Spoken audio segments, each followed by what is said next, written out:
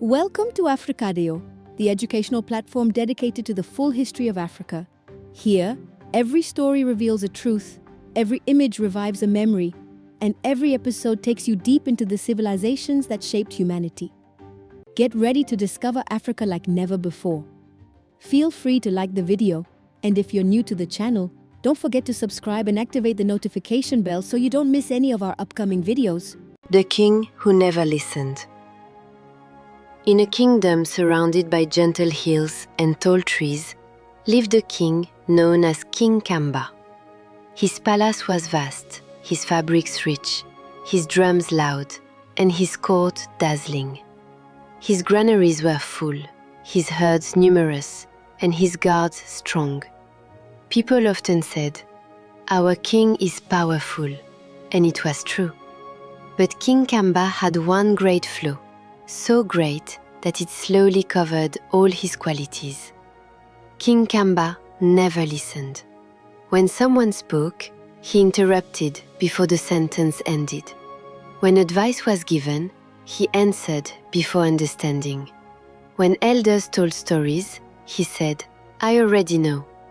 At first, people smiled. After all, many believe they know everything once they wear a crown. But over time, this habit became dangerous, because a king may be strong and still lead his people toward hardship. In the palace lived an old man named Sali, the elder of the court. He had been there before King Kamba, his beard white, his words slow and careful. One morning, Sali arrived carrying a small bag of seeds. "King Kamba," he said, "these are rare seeds. They grow trees that protect the soil and keep water in the ground. If we plant them before the dry season, our land will remain fertile." The king waved his hand. "Very well, give them to the gardeners. I will decide later." Sali tried to continue. "King, the decision must be made now, because—" "I said later," the king interrupted. Sali bowed and left. That same day, a young shepherdess ran into the palace, breathless. "King Kamba, in the north, the grass is disappearing. The ground is cracking. We must move the herds to the valley." The king frowned. "Always worries. The herds have always grazed there. They will manage.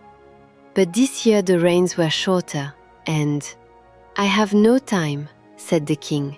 "Tell the shepherds to be brave." She left in fear. A few days later, the chief fisherman came. "King Kamba, the river is falling. If it drops further, our nets will hit mud. We must open the irrigation channels carefully." The king sighed. "The river falls, the river rises. Nature does not need your fears." "But king, nature is speaking." The king turned away. "Prepare my meal." Warnings came one by one, like drops on a drum. And each time, the king brushed them aside. The elders gathered beneath a large tree. "A king who does not listen," one said, "will one day hear only his own fall." That evening, Sali asked for an audience. He placed an empty calabash before the king. "What is this?" asked the king. "The calabash of listening," Sali replied. The king laughed. "I have ears. I don't need a calabash." "Having ears is not listening," said Sali calmly. "Listening is allowing the world to enter without cutting it in pieces." Annoyed, the king said, "I am king. If I listened to everyone, I would hear only fear." Sali answered, "You do not need to listen to everyone, but you must listen to what protects your people." Sali then proposed a challenge. For 7 days, do not speak before hearing 3 things: the full sentence, the reason behind it, and the consequence of ignoring it. Amused, the king agreed. The first day, the keeper of the granaries spoke of shrinking reserves. The king forced himself to listen and ordered preparations. The second day, the shepherdess returned. The king listened and moved part of the herds. Day after day, fishermen, healers, artisans, teachers came. Each time, the king discovered something he had never heard, because he had never let sentences finish. On the fourth night, the king dreamed of an empty palace where only his own voice echoed back to him. On the fifth day, Sally returned with the seeds. This time, the king listened and ordered them planted immediately. The kingdom began to feel united again, but the hardest lesson had yet to come. On the seventh day, the king stood before the people, without drums, without ceremony. For the first time, he looked at them truly. He spoke slowly. I believed ruling meant speaking louder. I believed listening was weakness. I was wrong. A quiet murmur spread, not fear, but surprise. When we do not listen, we walk toward danger, believing we walk toward victory. A woman from the crowd stepped forward. If you truly change, she said, you must keep listening even when life becomes comfortable again. The king felt the truth of her words. From that day on, King Kamba created a new habit. Every morning, before sitting on his throne, he sat on a simple wooden stool outside the palace. He called it the stool of listening. Fishermen spoke of water. Shepherds spoke of grass. Mothers spoke of children. Elders spoke of seasons. At first, listening was difficult, but slowly it strengthened him.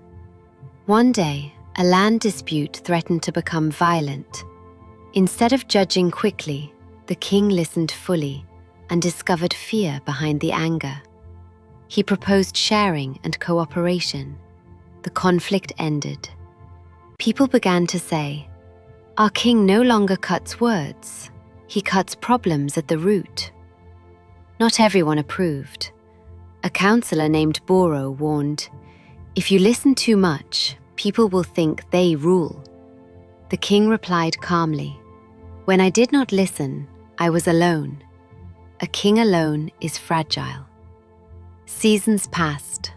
The planted trees grew. The land held water. The kingdom endured the dry season. One morning, Sally returned with the empty calabash. "It is still empty," he said. The king smiled. "No, it is full of silence. And in silence, I hear better." That evening, children gathered around the king. "Is it true you never listened?" one asked. "Yes," the king replied, "and it cost me dearly." "Why do you listen now?" "Because the world is larger than my voice, and when we listen, we protect." And so the story of the king who never listened was told again and again to remind leaders, parents, teachers, and friends of a simple truth. Authority without listening becomes blind. Strength without listening becomes hard. But wisdom always begins with an open ear. Give us your thoughts in the comments, and if you enjoyed this video, don't forget to like, subscribe, and activate the notification bell so you don't miss any of our upcoming content. See you soon for another extraordinary episode.